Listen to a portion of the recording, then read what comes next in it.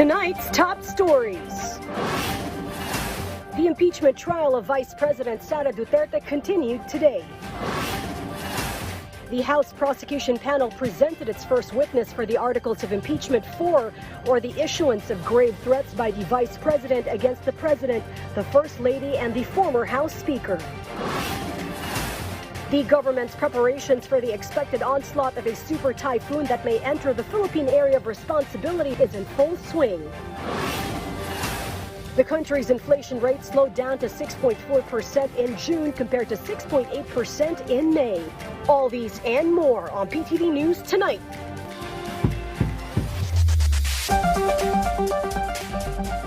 Good evening. Welcome to PTV News Tonight.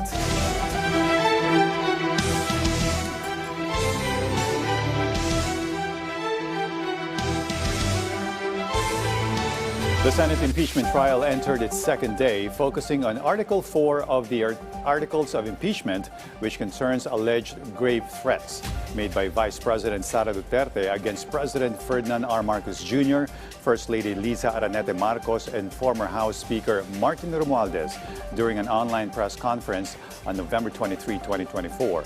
Prosecution witness, NBI Senior Agent John Mark Calilong, served as the prosecution's first witness. He was tasked with investigating and authenticating the digital live stream of the controversial press conference. The defense panel unsuccessfully moved to block Calilong's testimony, arguing he was not part of the initial Sabalya complaint nor mentioned in the articles of impeachment. Presiding officer Francis Cheese Escudero overruled the defense, noting that Calilong was listed in the pre-trial order. The defense also contested the prosecution's use of printouts of electronic records, but the court ruled that properly authenticated printouts of electronic records may be treated as originals.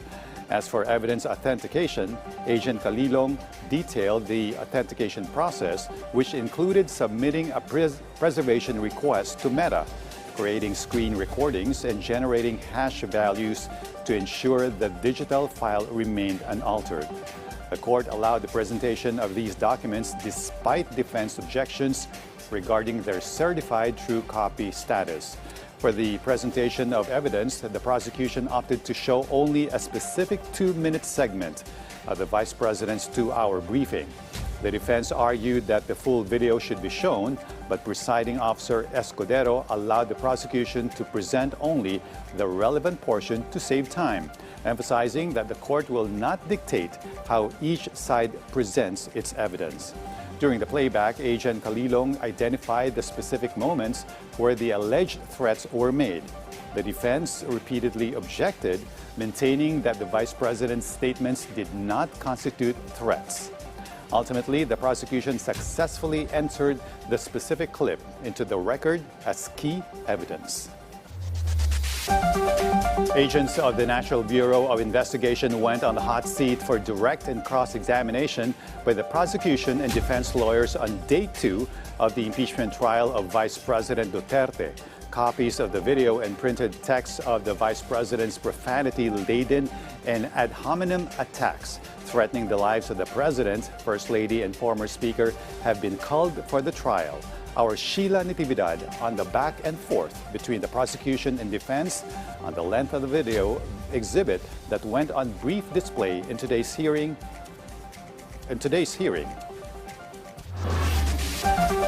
The House prosecution panel has presented its first witness, NBI Senior Agent John Mark Calilong, on the second day of the impeachment trial of Vice President Sara Duterte. Calilong underwent direct examination by private prosecutor attorney Amando Virgil Ligutan, where he detailed the steps taken by the National Bureau of Investigation, or NBI, in its probe into the alleged grave threats made by Vice President Duterte against President Ferdinand R. Marcos Jr., First Lady Liza Araneta Marcos, and former House Speaker Martin Romualdez, as stated in the Article 4 of the impeachment complaint. According to Calilong, he sent a preservation request to Meta, the parent company of Facebook, to secure the November 23, 2024 live stream of Vice President Duterte that was uploaded on Harry Roque's Facebook page. He also explained that he documented the preservation request through screenshots, electronic copies, and printed documents, which were later submitted to the House Committee on Justice. During the hearing, the defense repeatedly raised objections, particularly through attorney Carlo Nervasa, as the prosecution presented documents and the testimony of its first witness. However, in a separate press briefing, House Trial spokesperson Representative Zia Alonto Adyong said that it was apparent that the defense actions were intended to delay the trial. It's very obvious lahat ng ginagawa nila to delay. And unfortunately, na-frustrate sila ng Constitution because it has already started. And hanggang ngayon, ay hindi sila nawawalan ng pag-asa para i-delay. Pero pasensya na po, ang Constitution po at alam po ng ating mga senador huwes kung ano yung katungkulan nila. During the hearing, the prosecution also presented a flash drive, which Kalilong confirmed contained a copy of Vice President Duterte's press conference. According to the prosecution, the complete video runs for more than 2 hours, but only the portions directly relevant to the case were presented before the impeachment court. Huwag kang mag-alala, ma'am, sa security ko. Kasi may kinausap na ako na tao. Sinabi ko sa kanya, kapag pinatay ako, patayin mo si BBM, si Lisa Araneta at si Martin Romualdez. No joke. Afterward, Kalilong testified that the NBI conducted an open-source investigation to establish the full context of Vice President Duterte's statements. He said investigators also gathered earlier statements made by the Vice President, including her October 18, 2024 online press conference held by the Office of the Vice President, which allegedly contained similar remarks against the President. Ganyan na yung imagination mo. Ang imagination mo, sinasakal mo na yung tao. And then I said, this is over. In connection with this, the videos were also played before the impeachment court as part of the evidence presented by the prosecution. This was followed by the presentation of a statement from President Ferdinand R. Marcos Jr. in response to the alleged threats. Ang ganyang kriminal na pagtatangka ay hindi dapat pinapalampas. Yan ay aking papalagan. As a democratic country, we need to uphold the rule of law.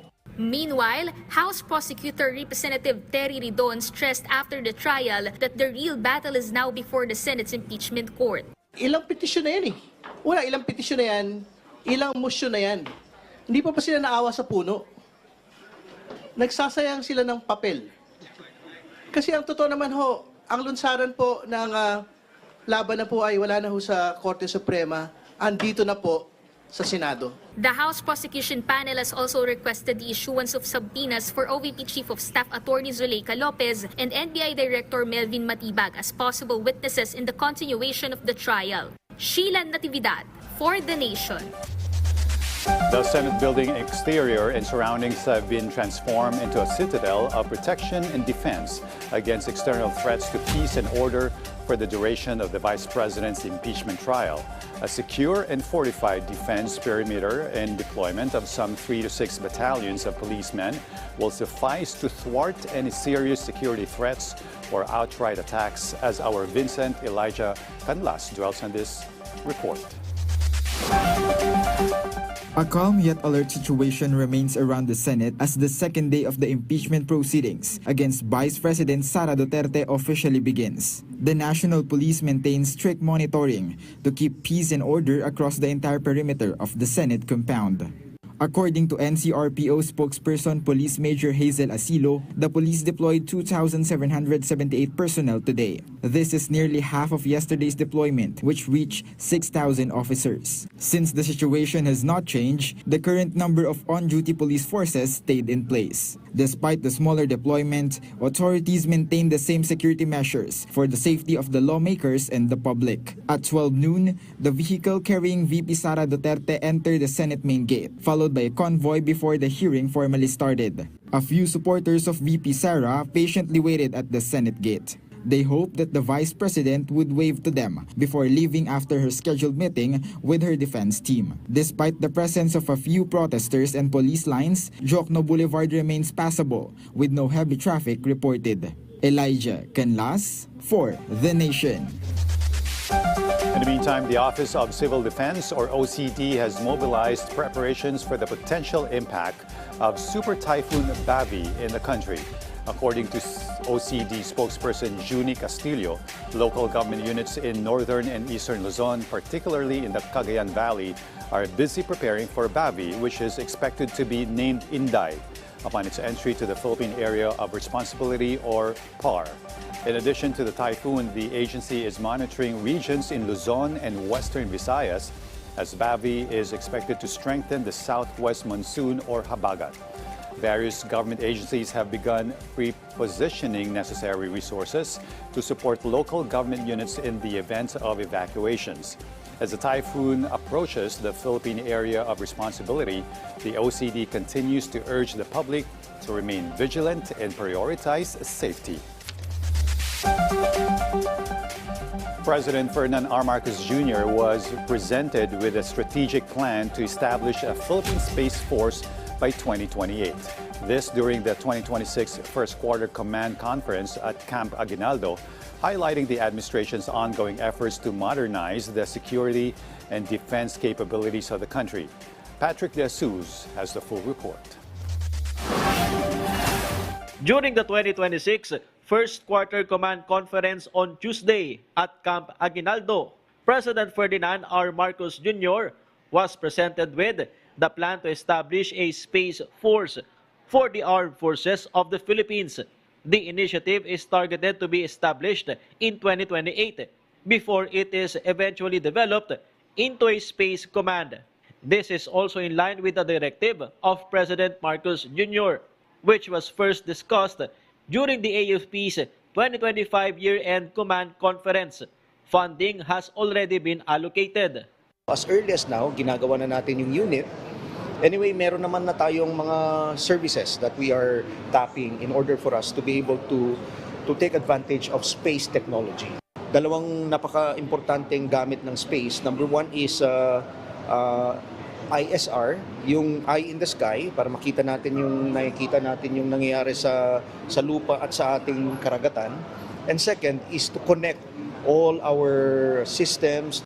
Politics was not discussed during the command conference, and there was no loyalty check.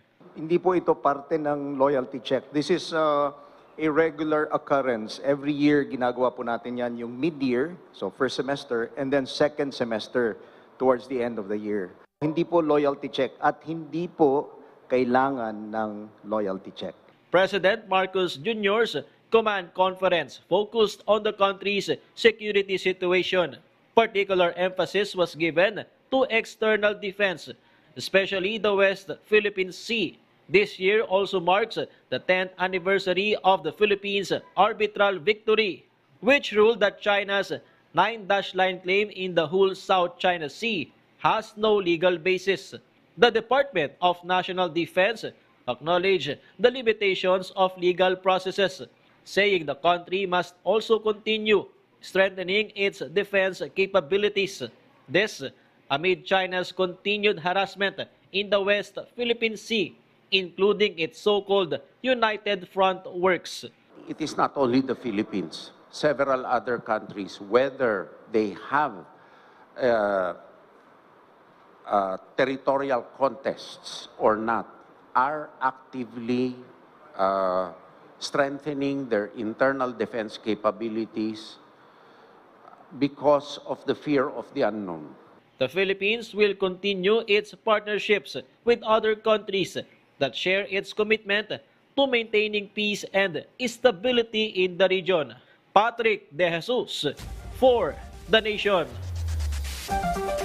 The Philippine National Police reported a significant decrease in focused crime incidents for the month of June 2026, marking a reduction of over 900 cases compared to the same period last year. Ryan Lasigas drops the full details in this report.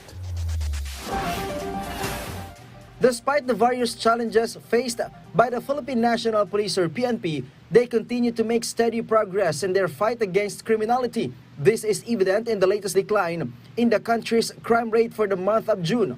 Based on PNP data, the number of crimes recorded from June 1 to June 30 dipped by more than 30%. This is equivalent to nearly 1,000 fewer crimes of various types. The PNP recorded a total of 2,136 focused crime incidents during the period, representing a decrease of 935 incidents or 30% compared to the 3,773 incidents recorded during the same period.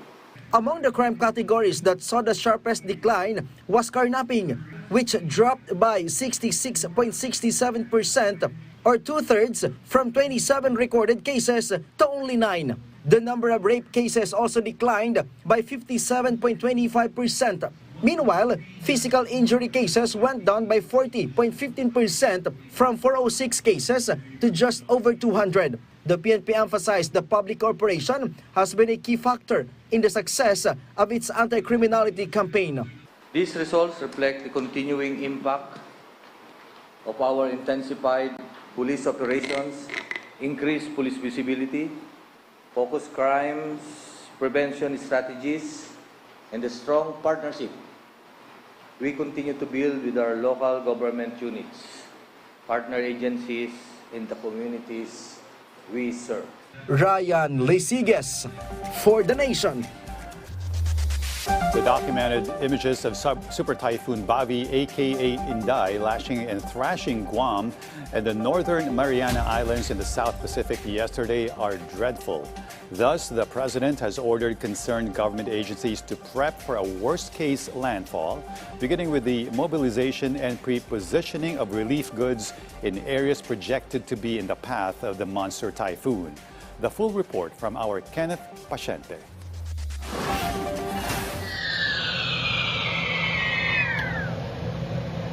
The howling winds of Super Typhoon Bavi can be heard as it pummels Guam. Trees sway violently under the powerful winds accompanied by heavy rainfall.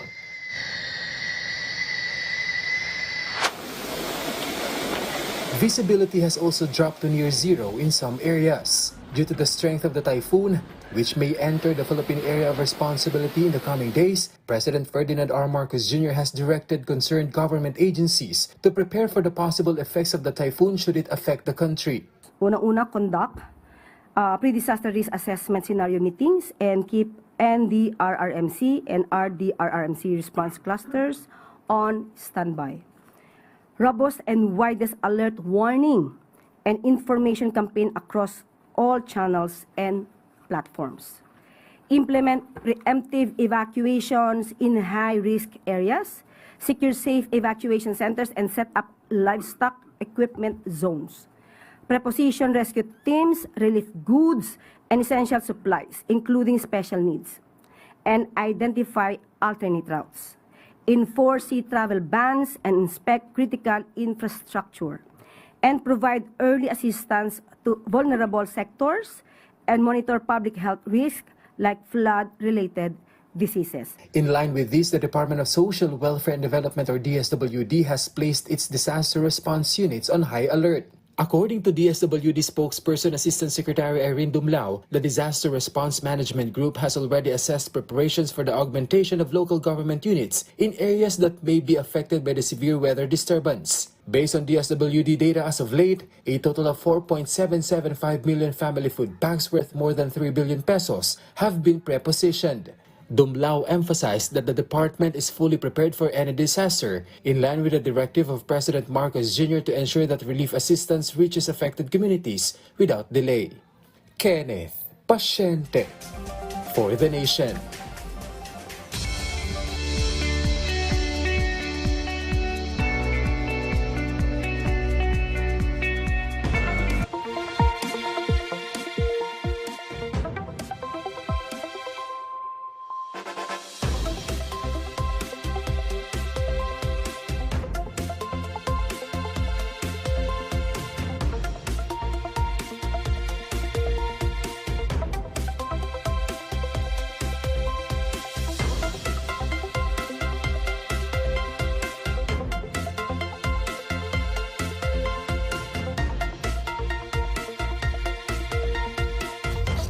The manufacturing sector of the country recorded mixed performance in May 2026 with a slowdown in production indices but a speed up in net sales.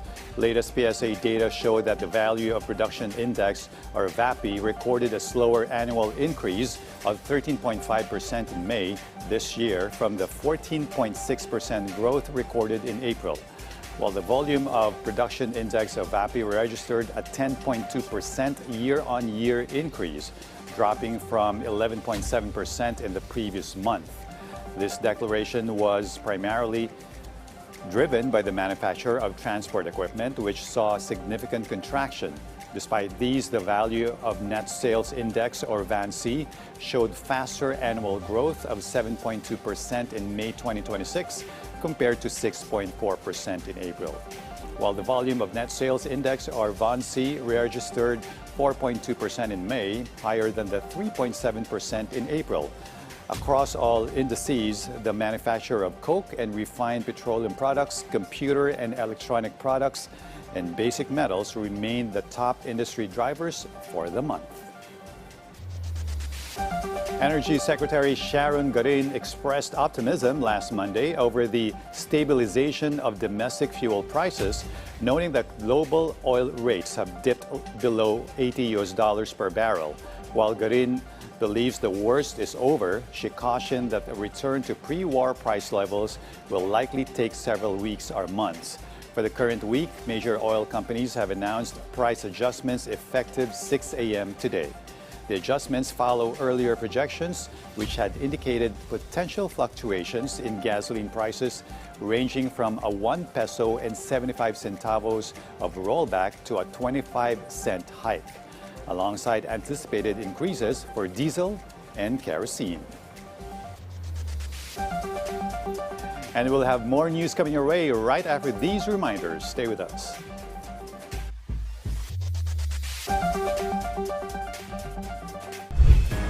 Sa harap ng sambayanan, subaybayan ang mahalagang paglilitis sa pangalawang Pangulo ng Pilipinas. The Impeachment Trial, katotohanan, pananagutan, katarungan. Isang special coverage hatid ng inyo, People's Television. Matutunghayan live mula sa Senate Plenary Hall. At hihimayin ang mga pangyayari upang higit na maunawaan ang proseso ng impeachment. Panoorin sa Free TV at sa lahat ng aming digital platforms. Tutukan ang bawat pagdinig, pakinggan ang bawat pahayag sa ngalan ng katotohanan, pananagutan at katarungan. Dito sa inyo, PTV.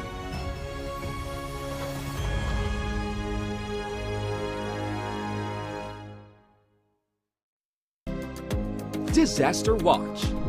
Alamin ang mga dapat ilagay sa go bag bilang paghahanda sa sakuna. Maglagay ng tubig na maiinom at mga pagkaing hindi madaling masira. Maglaan ng espasyo para sa first aid kit at survival kit para sa mga hindi inaasahang pangyayari. Huwag kalimutan ang toiletries para mapanatili ang kalinisan ng katawan. Samahan din ng mga damit at beddings na magtatagal ng ilang araw. At para ligtas at may technical na gamit. Sa panahon ng kalamidad, dapat laging listo.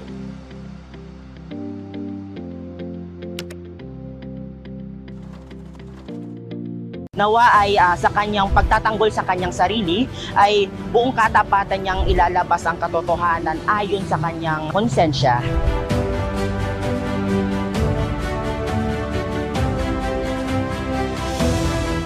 PTV Consumer Watch. Bantay presyo sa gasolina.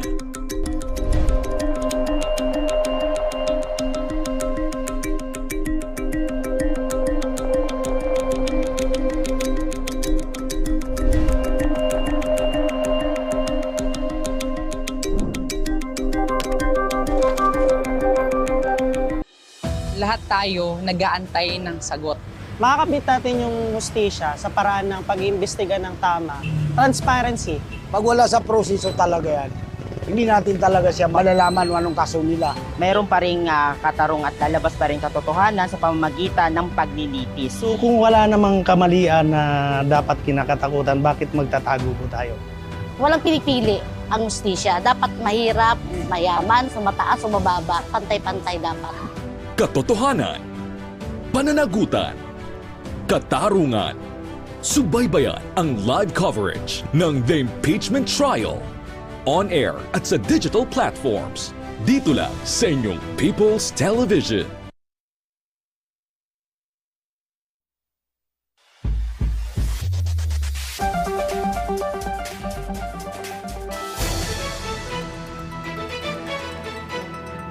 Vice President Sara Duterte and her legal team are hell-bent to cast doubt on the integrity of the impeachment trial and have it summarily dismissed.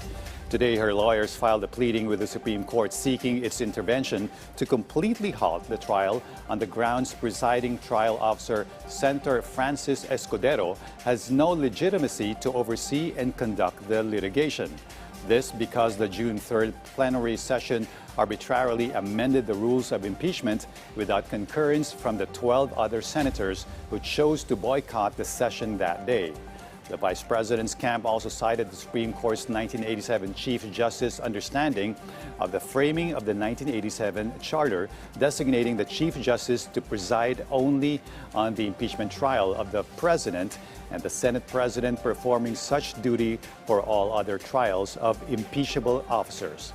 The senators aligned with the Vice President are totally opposed on Senator Francis Escudero's role as trial overseer for jumping to the then-minority bandwagon that ultimately resulted in the change in the Senate leadership from the Cayetano-led and Vice President-aligned bloc to the current and ruling majority.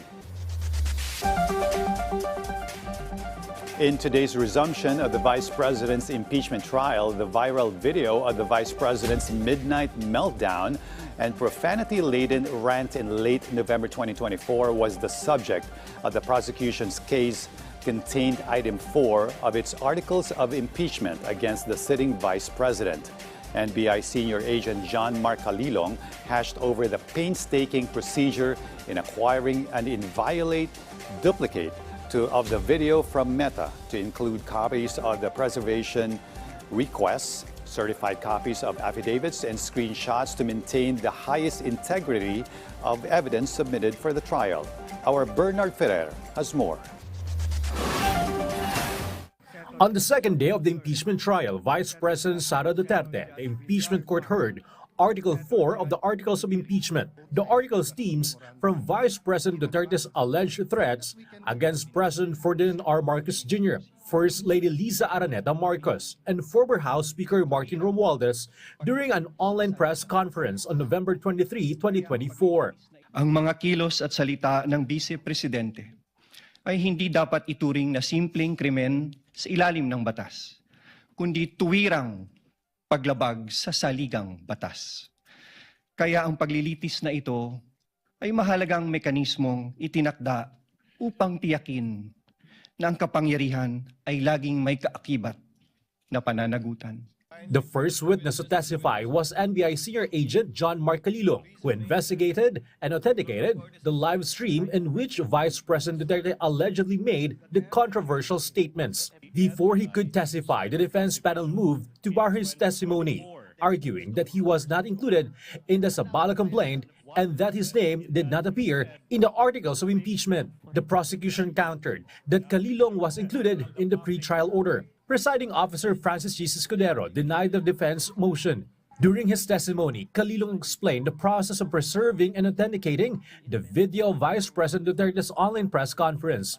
He said the NBI submitted a preservation request to Meta, created a screen recording of the video, and generated a hash value to verify that the digital file had not been altered or edited before it was presented to the impeachment court. The prosecution also presented screenshots and printout of the preservation request submitted to Meta and a certified copy of Calilong's affidavit. It also presented documents showing the Meta, the parent company of Facebook, acknowledged the preservation request related to the video. The proceedings were also marked by a dispute over the video evidence. The prosecution sought to play only the 2-minute portion in which Vice President Duterte allegedly made the threats, which the defense insisted that the entire 2-hour recording of the online media briefing should be shown. After several exchanges between the prosecution and the defense, the impeachment court allowed the 2-minute portion of the online media briefing to be presented as a prosecution's primary evidence.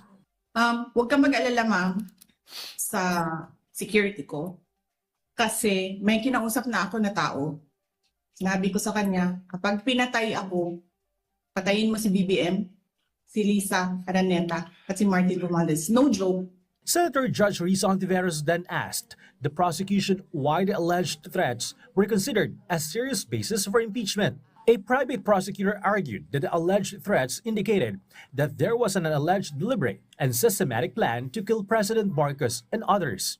Yung pagbabanta ng Vice Presidente sa buhay ng Pangulo ng Republika ng Pilipinas, hindi po yan normal. Iyan po ay unang pagkakataon na nangyari yan, nakipagkontrata sa isang mamamatay tao, Your Honor, please, to do that. Even without going into the question, is that a criminal act, Your Honor, please? That act's 110% sure betrayed the public trust that the Vice President got in the previous elections. Thank you. Senator Judge Pia Cayetano objected to Hontiveros' question, saying it called for a closing conclusion before the presentation of evidence had been completed. When we allow this to happen, na-shortcut na natin yung process. Even I may make that mistake. And I'm telling you, please call me out if I make a mistake and ask the kind of question that should not properly be asked by a judge. Cayetano moved to have the prosecution's answers stricken from the record. Presiding Officer Scudero deferred ruling on Senator Judge Cayetano's motion. He also reminded the senator judges to avoid asking questions that could prejudge or suggest a conclusion on the merits of the case. Calilong is scheduled to return for cross-examination by the defense panel tomorrow. NBI Regional Director Jeremy Lotok is also expected to testify. Those were some of the key developments during the second day of the impeachment trial of Vice President Sara Duterte. Bernard Ferrer for The Nation.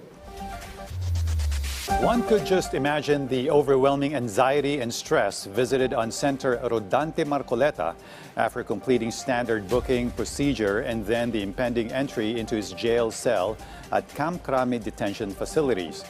Little wonder, an episode of serious hypertension befell him and enervated him with apparent signs of an impending stroke, chest and nape pains, a heightened state of weakness, among others.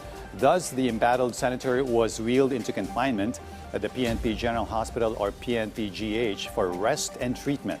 His doctor says he is in recovery, but his blood pressure is erratic or wildly fluctuating. And under no circumstance is he fit to stand trial or arraignment right now. Since yesterday, when he was brought in, Marcoleta has received visitations from family and his lawyer. This morning at around 7:30, the Vice President paid him a surprise visit to encourage him to keep on and facilitate his recovery. Meanwhile, one of his co-accused in the indirect bribery and technical plunder cases also spent the night at the hospital for rest and treatment after suffering the same symptoms but has recovered overnight. Aristotle Viray, one of Marcoleta's benevolent campaign donors in 2025, was discharged from the PNP-GH at 9:30 this morning. Driven by slower increases in transportation costs and petroleum prices, the Philippines' inflation rate slowed down last month, with DepDev Chief Arsenio Balisacan highlighting the importance of every decline in inflation, linking it to greater purchasing power of Filipino families. Carlo Luis Candelaria has more. Carmela went to the Malabon Central Market early in the morning to buy ingredients for her family's meals. She said practical spending has become essential, especially when managing the household budget. May mga presyong bumaba, so meron din namang mga nagre-remain at may mga tumaas. So ginagawa na lang natin, tayo namang mga Pilipino sanay di ba? Pagka kailangang mamaluktot, di magtipid-tipid, pag maluwag, medyo bongga ng konti. Yung mga hindi naman kailangang bilhin, hindi ko binibili. Tapos kung ano yung mura sa ngayon, mga gulay, yun ang bibilin ko. Vegetable vendors said prices largely depend on the available supply. That is why vegetable vendor Brenda advises consumers to make practical choices when planning their meals. Gaya ng sayote, pag nagtinola, sayote, mas more on sayote kaysa sa manok. Pag mahal ang karne, gulay tayo. According to the Philippine Statistics Authority or PSA, the country's inflation rate eased to 6.4% in June from 6.8% in May. National statistician Yusek Claire Dennis Mapa said the lower inflation rate was mainly driven by slower increases in transportation costs following the gradual decline in petroleum prices. Yung Middle East conflict would still be a major factor to our overall inflation moving forward. The good news is that we are seeing parang pababa na rin, no?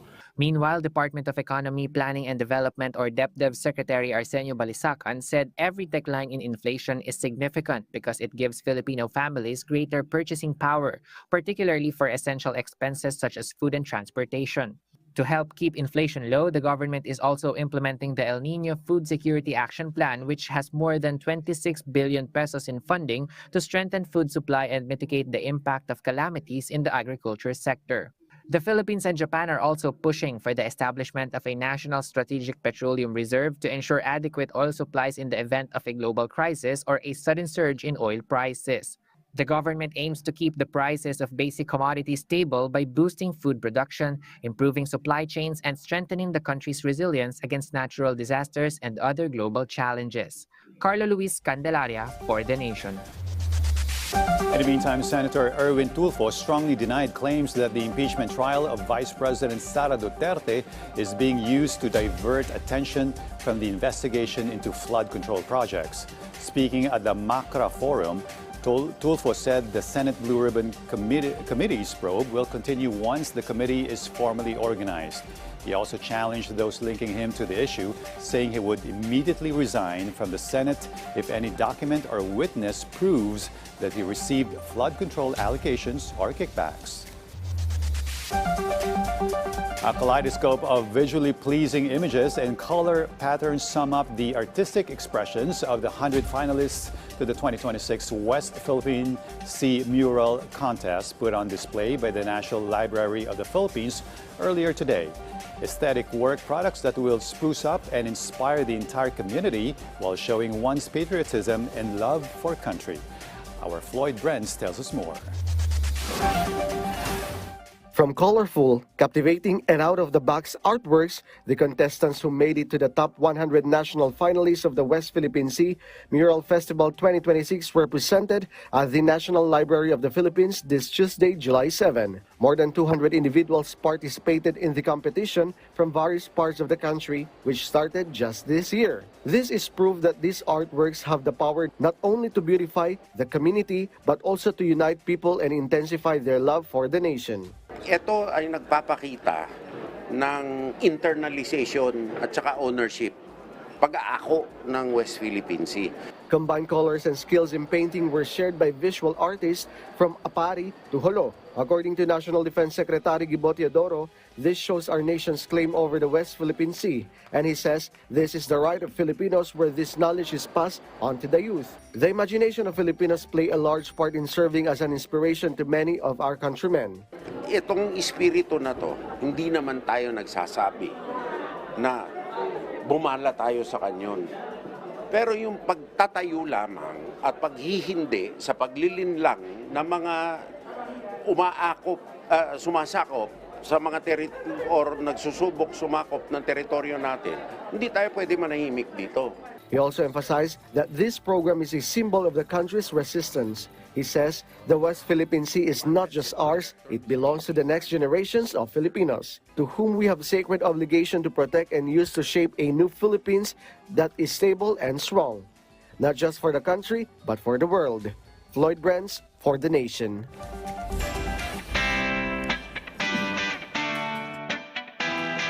And we'll now give you the latest buzz here at Pop Culture Corner. First up, Miss Universe 2018 Catriona Gray has been officially named the new ambassador of Waves for Water Philippines, a non-governmental organization dedicated to providing clean water to undeserved communities. The organization announced the partnership on social media, highlighting years of collaboration with Gray through disaster response missions and community outreach programs. Waves for Water Philippines said the ambassador initiative aims to expand support for clean water access and encourage more Filipinos to become advocates for the cause. Gray, who has long been active in humanitarian work, also continues to serve as a global ambassador for Smile Train Philippines, supporting comprehensive care for children and adults. Philippine Sports Commission or PSC Chairman Patrick Pato Gregorio is pushing for the establishment of the country's first ever sports university under the University of the Philippines system. According to Gregorio, the proposed sports university aims not only to develop more champion athletes, but also to produce more coaches, sports scientists, educators, administrators, and other professionals who will help strengthen the Philippine sports industry.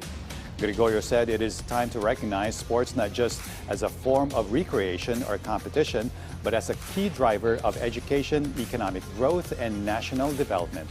He also emphasized that the success of Olympic gold medalists Heidelin Diaz and Carlos Yulo has proven that sports can bring honor to the country while creating greater opportunities for Filipino athletes.